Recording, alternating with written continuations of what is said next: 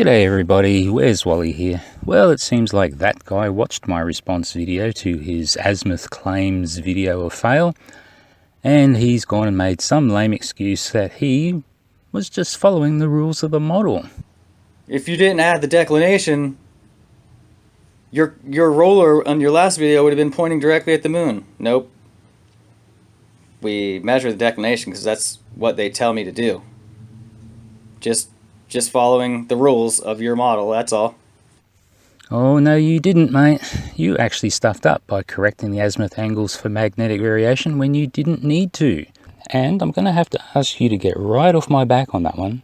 The rule is, as I said in my video that you clearly watched, that magnetic adjustments is only when converting to or from magnetic to true north. So your whole demo using moonrise and moonset from South Africa was basically a big fail. So I guess you should save yourself some future embarrassment and acknowledge that mistake in your next video. But as that guy always seems to do when he's corrected, he blocks both the comments and his ears. And if he is forced to listen, and I thank the dozen or so subs who threw themselves upon the parapets of Coward's Castle to post my response video link, I thank you very much, guys.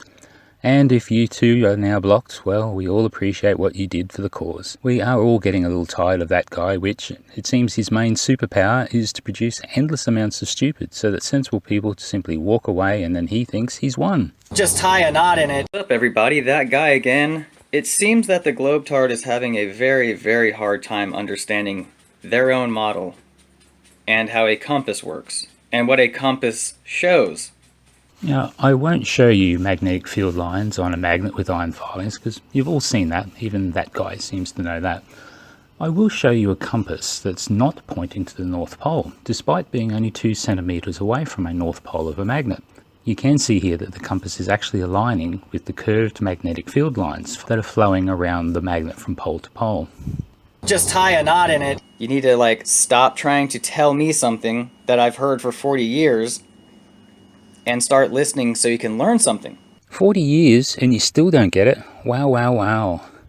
That guy, when literally hundreds of people from all walks of life and professions are telling you the exact same thing, just maybe it's you that's not getting it. You gonna consider that, mate? Just tie a knot in it. You'd have to use south to measure azimuths in the southern hemisphere, not north.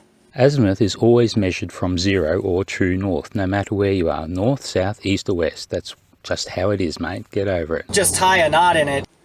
You get the same talk when it comes to airplanes flying. This is straight and level to the Globetard. Maintaining altitude over a curved surface is a straight level line.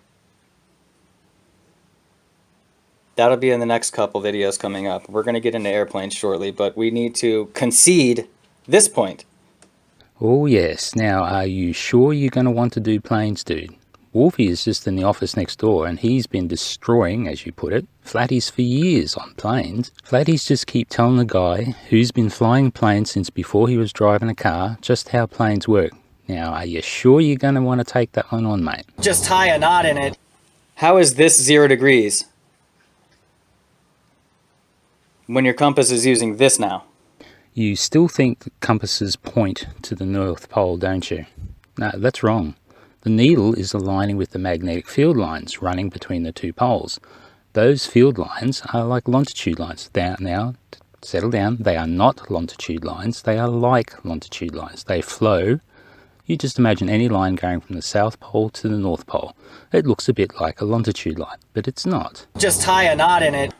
There might be a star over 0 degrees south. Like if this is 0 degrees, there is a 0 degree south because there is 180 degrees of south. Right? 90, 180, 270. Just because there's a 0 degree south doesn't mean that's a south magnetic pole. Just an arbitrary place they put on the ring. There is no pole star in the south. That's a myth as well. You are always so wrong, dude. Now here is a video looking directly at the center of rotation from the South Pole. Sigma Octantis is the Polaris equivalent from the South Pole. Look it up on Wikipedia, mate. Oh, and Dos Dude, you'll be saying I'm lying right about now, but I feel very sorry for you. Dos Dude, the South Pole is real. Just tie a knot in it. Even on your science forums, go read your science forums. Go read Wikipedia. Oh, you like Wikipedia? Well, here's a good Wikipedia article for you. How about you read that one? Just tie a knot in it. There's not lines of longitude painted on the ground every couple feet.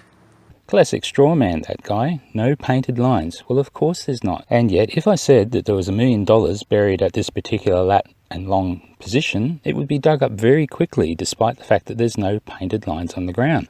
Lat longs are very real, very well defined, and even legally binding in many situations. What do you think property lines are based on, dude? Just tie a knot in it. That's why we have a compass. And yeah, in reality, the compass is aligning with the lines of longitude. They're just flat. Compass doesn't follow anything. It's another word the globetard loves to use, is follow. Compass follows lines of longitude. Nope. Compass is a tiny thing in your hand.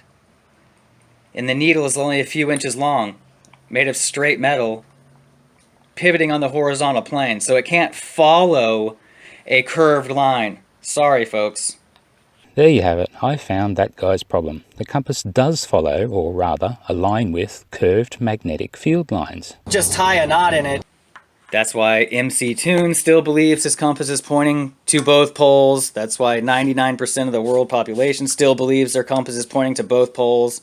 Aligning with magnetic field lines. Well, now, as that guy claims that South Pole isn't a thing, and I know some scientists that are living and working at the South Pole, and that is 90 south, not 0, I thought I would share a beautiful star trail with that guy. Now, he won't address anything as yet that I've said that's been relating to South Pole. He's definitely got his fingers in his ears for those, and he won't address this as everything I've sent him relating to the South Pole has already caused him to bravely run away. That guy, do note, if you're still watching, do note that these auroras are popping in and out here too, that guy. And guess what? Auroras are caused by charged particles coming from space, hitting the magnetic field lines around the Earth, running around to the poles, and that's why you see auroras only over the North and the South Pole. So what I'll do now is I'll just mirror in here Robert's beautiful video, and you can just all stare up, mesmerized at the straight up or straight down at the south celestial pole as it rotates beautifully in circles above us. Enjoy, folks. This clip is about 90 seconds long, so if you want to skip forward to the OneMore Orbit plane info, do that.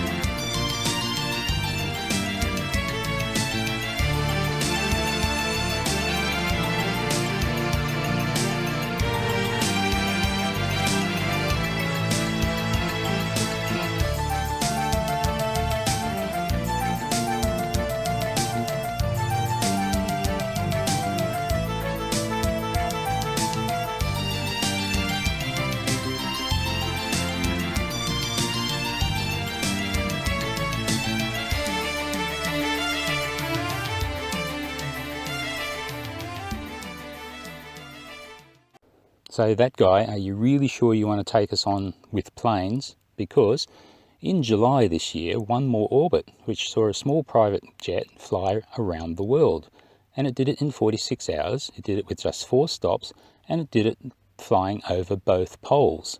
And one of those, it flew on one of those legs, it was the third leg, and it flew directly over the South Pole base. Now, they talked from ground to the plane via radio, but the nav lights, the little flashy lights on the planes, were captured in a time lapse that one of the scientists was doing in his spare time. Now, July is winter, and it was dark all the time, so it was really good for seeing lights high in the sky. So, that guy, have a listen to this as Antonio, and he's a little bit smarter than you, still really dumb, but a little bit smarter than you. He tried and failed miserably to explain this away, what was going on. So why don't you have a listen as the OMO, OneMore Orbit, was a real nail in the coffin for flat Earth. Oh yeah, so, oh gosh, it's in his own video. He said it was very overcast and that's why nobody got any footage of it. He must have forgotten because he's then uploaded this one of footage of it from Antarctica. Because there you go. I had first said that there was too much cloud for any photos to be taken at the South Pole, and then I suddenly brought up photos that did have a photo of the plane flying overhead. But of course he didn't actually show that, which I'm trying to work out why Antonio didn't show it. Maybe he was scared to. But anyway, it was different people, different buildings, different areas down there. The guy that did actually give me the photo had gone up a couple of days after because it was so poor the weather. He didn't want to feel like getting outside and up on the roof to check his camera. And when he did, he found some beautiful pieces of nav lights right across the middle of his time lapse. So he sent them to me, which was absolutely excellent. So you can claim, Antonio, that it didn't go over the pole, but that's wrong. I have the evidence to show it. So just another one of your dreams and hopes shattered. Sorry, mate. Not really, because on my map, it's about 46,000 miles. They did it in just over 46 hours. That would be about 1,000 miles an hour. Perfectly doable. So any plane manufacturer that can fly faster than other planes in their category will basically sell the plane based on that. They've all got to be better than everybody else. So, and of course, the plane was cruising at its cruising speed about 0.85, 0.9, 0.95, where it was pretty close to the speed of sound. So it really can't go very much faster, Antonio. It's already right up there. And to go any faster would be a major design change. And then there would be sonic booms all over the place. So it is really just a fantasy that's broken to think that the plane was just going faster and they don't tell us about it. So if you really think that these corporate jets can fly faster and faster, you really are a bit of a Dim. We can also see from the image of the plane that it was turning slightly to continue on its line to Pontaraya, which is what it should have been doing. We can also calculate that the speed by comparing the angular size of that 10-second track with the angular size of the 2 pointers. And we know that it was at flight level 430, which is, 13,000 meters. And if you work that out, it comes out around 600 kilometers an hour. Well, it's probably not quite as fast as I would have liked to have seen it, but it's in the ballpark, so not bad for pixel counting. We also know that the plane did not land at the pole, because when it passed overhead, it was up really high at cruising altitude, and planes that size have to descend at about a 3-degree angle, citation Wolfie, and it would have to start descending about 100 nautical miles out from the pole, citation Wolfie. And that plane is not rated to land on ice, so whoopsies on that one. Fantasy broken yet again, Antonio. Let's follow it again, and much better. We need some Pac-Man magic to get from that side over to this side. Anyway, I think whoever made this map up is a little bit of a dim, but as all my regular listeners know, I'll use this map to show you. Okay, I was going to pull one up, and here you are. Just imagine for a second, right, that they fly from Florida across like this, and reload in Astana or Nur, whatever they've chosen to rename it. Fly south, not over Saudi Arabia, not over the Arabian Peninsula. South, and turn to land in Mauritius, and carry on turning and land in Antarctica and refuel. But obviously don't tell you because they're hoodwinking you. And then take off and fly over through Punta Arenas and back to, well, Florida. That was easy. It was really easy. It was just a great big circle. And finally, now that we've had a look at Antonio doing his little hand-waving magic fantasy on that great big circle all around the other side of the pole, we know that it took like 3 full legs to go up the the inside leg of that, but how is it going to go around the other? It's going to need another four full legs to go around the other side. So you had it landing once, it would need at least 3 landings to get around there to refuel. So you can really see it never had time to do it. It certainly wasn't rated to do it. It just didn't do it. Fantasy broken. The one saving grace, the one positive that comes out of all of this is that you can see Antonio actually recognizes that to fly around the Antarctica like that is going to require a much greater distance. He can actually realize that. So you might see how broken his map is after all. Okay, so now we're going to do some critical analysis of Antonio's map here while we're down in the shed. So of course we need a laser to do that properly, a laser pointer kitty. So of course the flight started here somewhere and then it went up over the Antarctica, the North Pole, down into Europe here somewhere, and that was the first fueling stop. Then it had a second fueling stop over here at Mauritius. Now somehow Antonio thinks that it goes all the way over to here and flies around to, watch out Wolfie, but not get you, over here to Antarctica somewhere and refuels. But that distance around there, they're going to need another fueling stop here somewhere. Did you think of that, Antonio? And then once you've been here, then you're going to need another fueling stop here to get all the way around to Pontarina over here before you can even get back up to the Kennedy Space Center. I really think you're going to have to rethink this whole distance thing, Antonio. That's a bit of special pleading. It's just not going to cut it. You can't get around from Mauritius over the South Pole when we've now got evidence that the plane flew directly over the top of the South Pole. So we know they went there. And you've got to get the plane back around to here. So it took, what, 1, 2, 3, 4, 3 stops along here. And you want to send it around there in just one? I don't think so.